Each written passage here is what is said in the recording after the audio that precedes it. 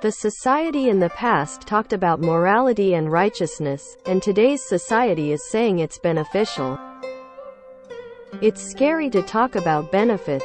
If it's beneficial, you will immediately change your mind and lose your morality. We can see it almost everywhere now. This was not available in China in the past. No matter how high the treatment you give him, he will not betray.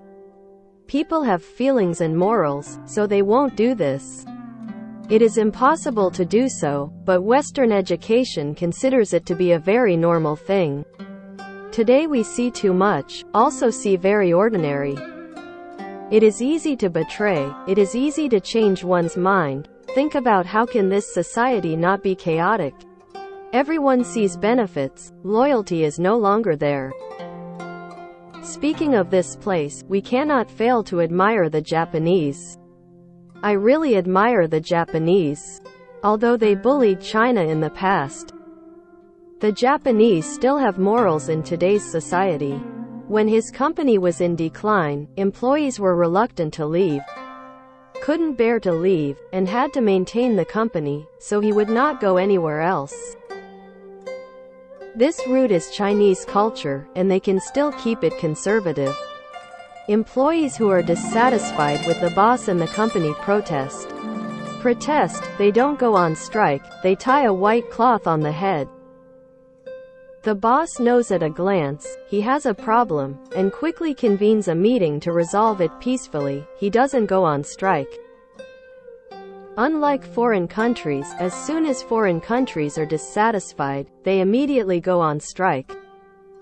And once they go on strike, both sides lose money.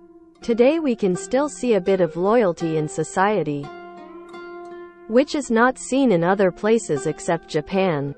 This kind of morality is the only way to truly know how to repay kindness. But in Western education, kindness and righteousness are gone, and he doesn't know what kindness is.